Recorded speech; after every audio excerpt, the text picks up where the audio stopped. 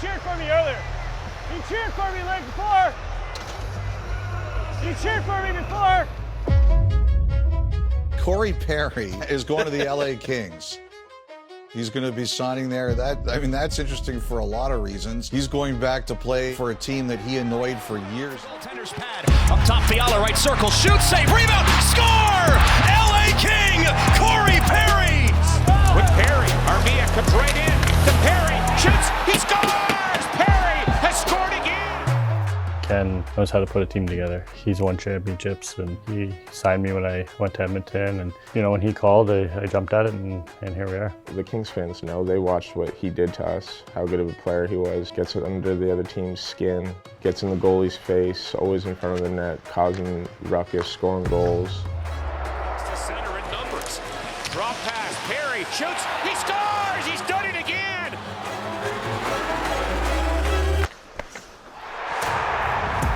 He's just a huge addition to our team.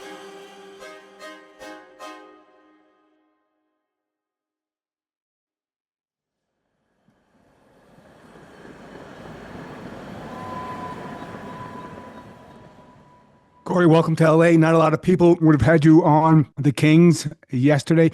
What convinced you, and I assume you still want to chase a cup, that Los Angeles gives you the best shot to win next season? Well, I think if you look at their roster and the way they're constructed, the way they played in the regular season, they're tight defensively. They have a lot of skill, a lot of firepower, good goalie, good back end. It looks good, and hopefully they can come in and help that. Everybody wants to have a chance to win, a chance to help the team grow and throughout the season have that ultimate goal, and I see this team as that. I was feeling great. I put in a lot of work in the summer, the 6 or 7 weeks I had to put in, but I was feeling good, and I was just standing still to make a pass, and I went down on one knee and it buckled on me.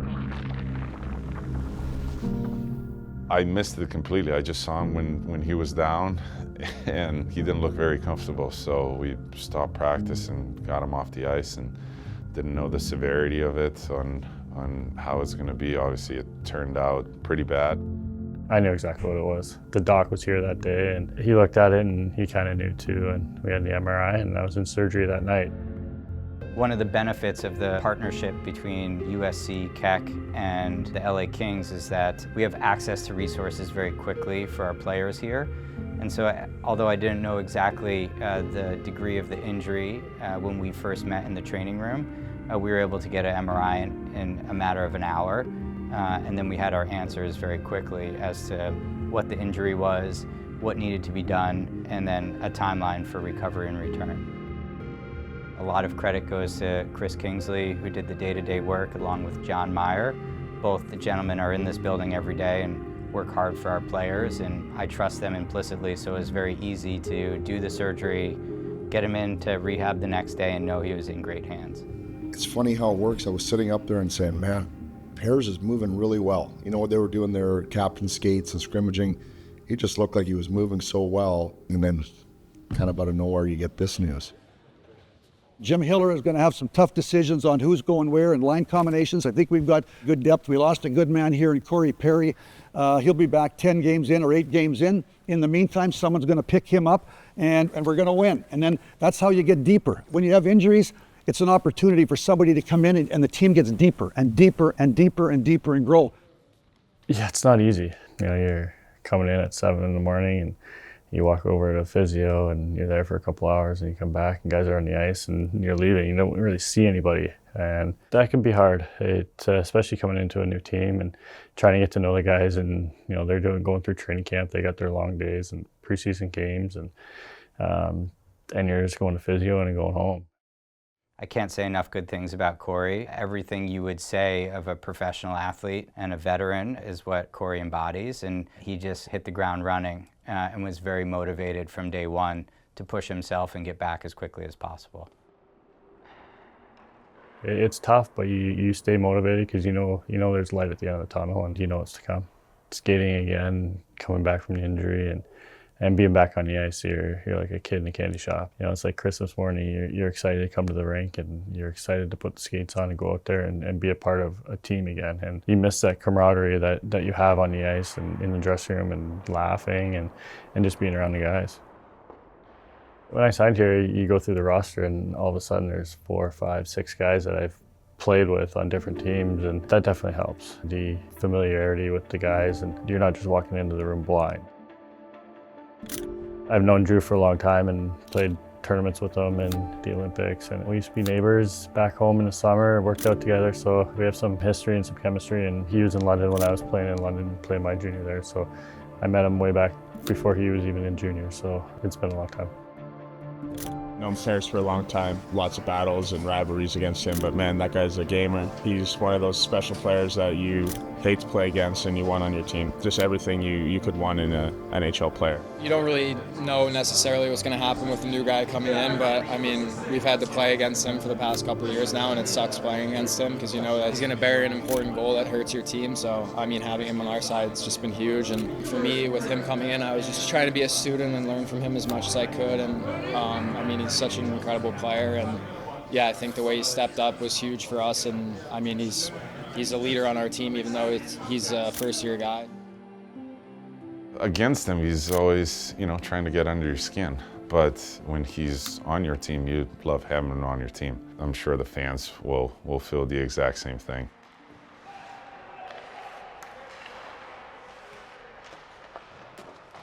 You watch him play and you remember that he's played over 1,000 games just because of his style and how he processes the game, and somebody who obviously has just a vast amount of experience. He's played the game over so many different, styles. Like, you look at how the game's changed over that many years, and he's been able to adapt and stay at such a high level. It's somebody that there's definitely a lot to learn from, and it's been cool watching him. It's all the behind-the-scenes stuff that nobody really pays attention to or notices. I learned that at a young age. That I watched the older guys, and Scott Niedermayer, Chris Pronger, Tim Uslani, those kind of guys that are in the Hall of Fame, played 20 years and produced at year 20. And they put in the work, they did the extra, and so at a young age that was instilled in me. I've played so many games against this team, and especially the last couple of years in the playoffs, and you're kind of familiar with everybody and how they play and who they are, and maybe not as a person, but as a hockey player.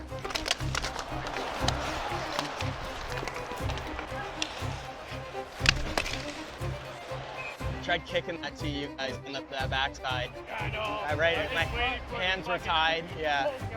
Yeah. Yeah. Off the backside? Yeah. Yeah, I just waited here. I went around to that. You're wide open. Okay. It's easy when you're this close to it to understand how he's been able to do it for so long. It really is just that commitment to the little things and the amount of reps and making sure everything's feeling good and in the right spot come game time. So pretty cool to be this close to it. Boy, Paris? Yes. What a game. Yeah, right there. In my head, it's easy to think go, go, go, and always play at 100% speed and as fast as I can and everything, but such a valuable lesson I've been able to learn from watching him play is knowing when to turn that on and knowing when to find holes. And he's obviously performed at such a high level for so long that he knows the game so well. So to be able to learn from him is pretty special.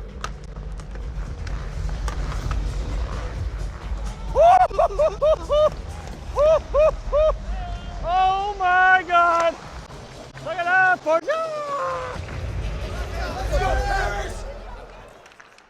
I just regularly catch myself thinking, like, this guy just knows the game. Time!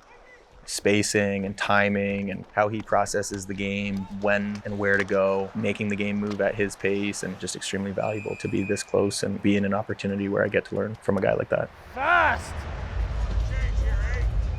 How fast was I there? That rebound went to the wrong side. I saw you highlight late trailer on that one. I didn't want to. It was risky because the guy was like in the middle waiting to Somebody jump. coaching it, yeah.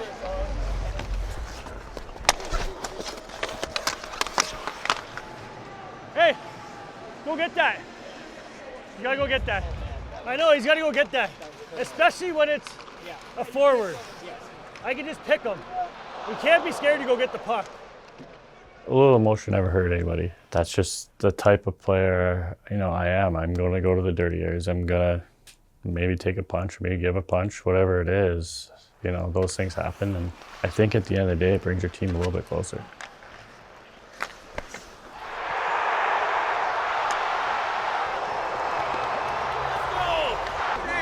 Nice shot. Gotta win more. Gotta win. We're winning. That's it? No. Oh, no. You see the fight in somebody and you want to be that dog that helps that other dog. And that's one thing that, I'm a big believer in, is a lot of emotion and playing hard.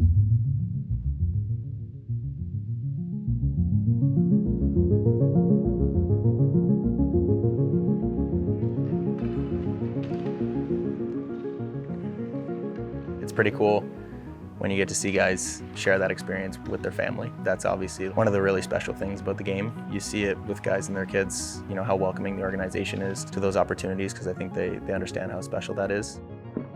Ever since he stood up and could walk, he had a stick in his hand. He just grabbed it, and I'm not pushing him. If he wants to play football, if he doesn't want to play sports, if he wants to play baseball, whatever it is, he can do it. And hockey's #1 for him, and he loves it. And I'm just a dad. I'm not going to push anything on him, but on the bright side, it's fun watching him and going to the rink and taking him to practice and having him here at my practice or in the games. And it's exciting because it's something that he's going to remember forever. And I'm not going to play this game forever.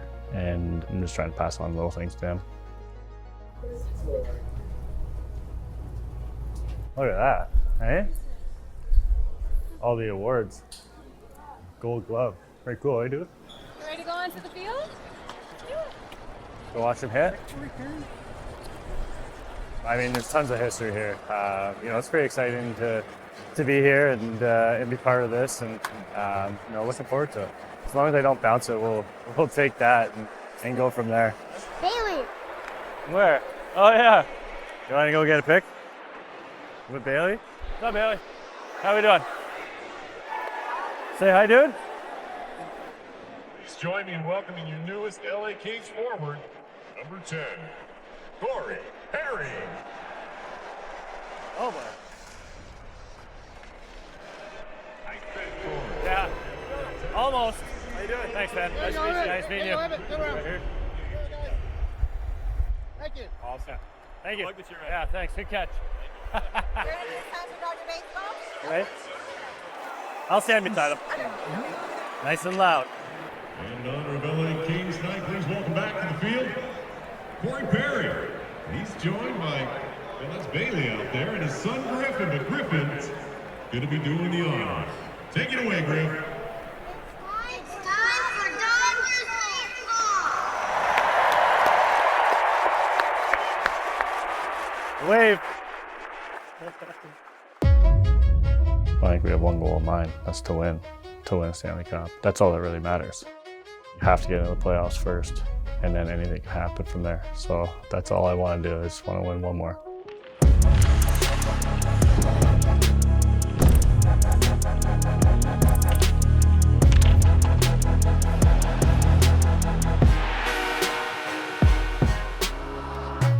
It's 2 months of sacrifice. It's one of the hardest trophies to win, if not the hardest to win.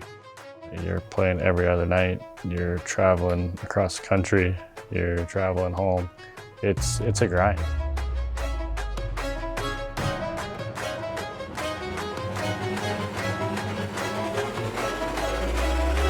The drive, save, rebound.